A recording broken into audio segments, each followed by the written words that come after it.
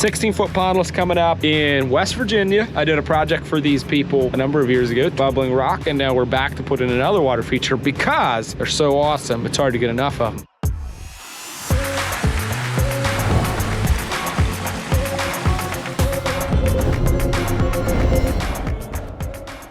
Hey guys, getting ready to kick off a project here. Whenever a project gets sold, we submit that project to our supplier, who then pulls everything together for that project and brings it down here to our stockyard. Everything has a sticker with the project name and number on it. This project was sold like 4 months ago. Here's my stuff. It's all palletized, wrapped up. Everything that I need is here. In theory, I trust them so much, I'm not even gonna check. I'm gonna load this stuff up. And then when I get down there and I don't have what I need, I am gonna freak out. So far, they've been doing good. So these 2 skids, and these 3 skids of gravel. On the last time we were down there, I was doing my absent-minded driving down the road. There's like this sharp turn. They had no berm on the road. This is a giant drain beneath the road. I got my wheel off the road. It fell down into that hole and ripped the axles off my job trailer. That was a fiasco. We ended up having to drag the trailer up onto the Peterbilt trailer. It's not a good time. So I'm gonna try to do my best on the way down here today. Just keep her between the lines. See how she goes. Let's get this loaded up.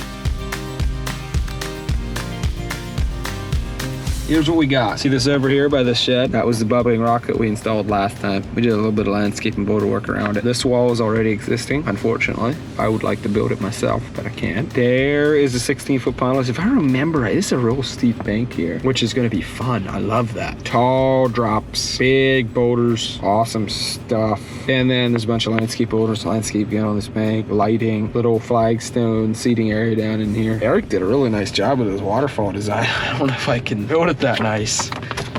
See this, and then there's more of the same thing. Anyways, that's what we got going. Now that I found all my tools, little patio area. If we did a seating area about like that, big boulder would have to go there. But let's put our basin in. I don't know, it's a 64 by 80, I think. Say we'll put our basin in right here. Man, these big grades are awesome.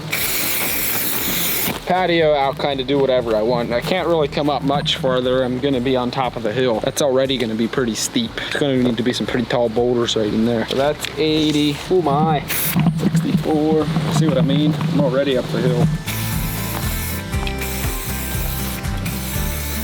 Well, there we go. So I'm gonna create a level area here first of all. This is gonna be a level pad. And then once I have a level area here, I'm gonna dig in my basin. And I'm already gonna have a pretty good grade for the first falls, which means I'm gonna have to have a lot of hike. But this is gonna be fun to build. We don't often get to work with such a steep grade. What you get when you do that is more waterfalls, higher waterfalls, and less pooling areas. It's usually a much more turbulent stream with a lot of action. Check out, this backyard came together really nicely. We squeezed in our job trailer here. I just love this style. This whole environment back here is beautiful. This is what we put in last time we were up. Put that in one day. Ended up being a pretty long day. In spite of all the problems we had.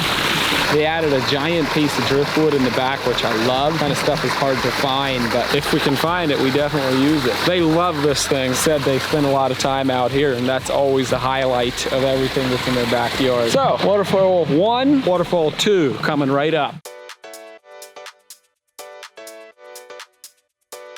Hey guys, that was some glorious excavating. This is pretty much what we were digging out of there. It's giant chunks of shale. It's pretty difficult to hammer out. And it was so rough, so many sharp, jagged edges that I put a bed of clean stone on the bottom. A lot of clean stone on the bottom. Somebody overdug a little bit.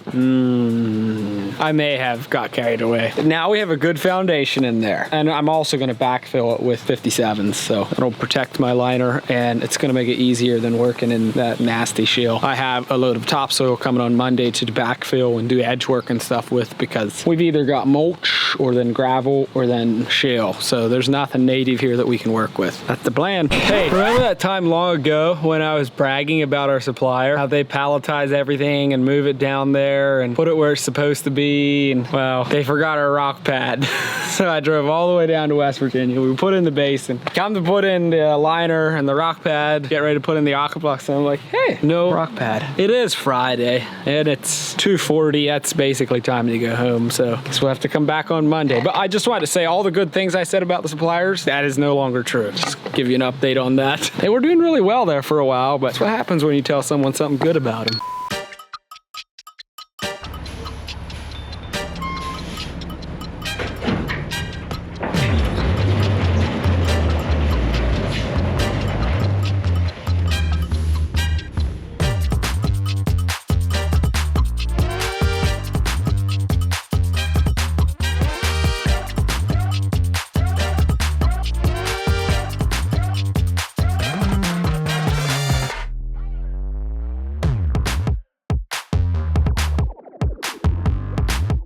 Good morning, ladies and gentlemen. This is our progress. We ran into some certain difficulties yesterday, namely our rocks not being big enough for this ginormous hill. I was working with Matt all day yesterday. I was texting him and calling him and screaming at him and telling him to bring me some big boulders ASAP. He was down in New Paris yesterday digging them out, and he says he got me a load of nice ones, so they're coming in this morning. Hopefully we can start to really climb quickly. I'm thinking maybe like 3 sets of 40-inch falls or something. Although this is a 16-foot pondless, these types of builds, while they look really awesome, take a lot longer. They're a lot more difficult because, as you can see, access is hard. You have to dig out shelves to set a machine. You need to have bigger rocks, and it's hard to get your machine stable enough to set those big rocks. So it comes with its own set of challenges.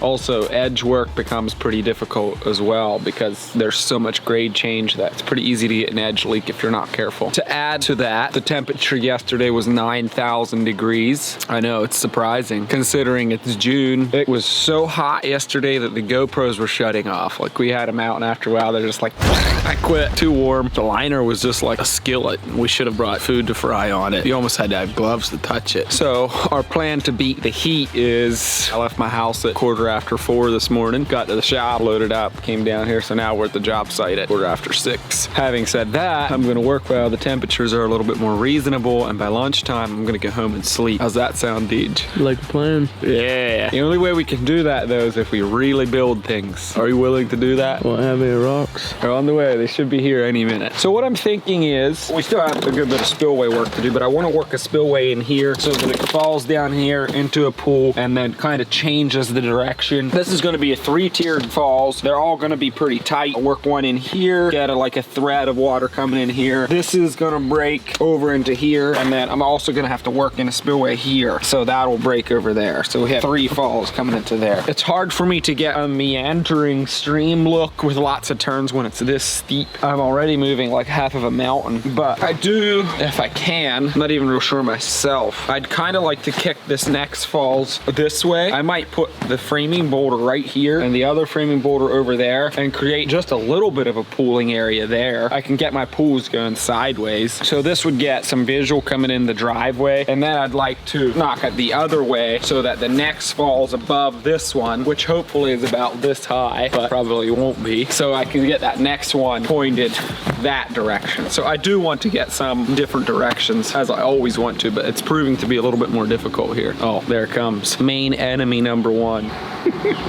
That's actually not main enemy. We do need the sun. It's just, it's on a mission to destroy us right now. Do you hear that? So boulders. Peterbilt coming in here. Let's go, let's go.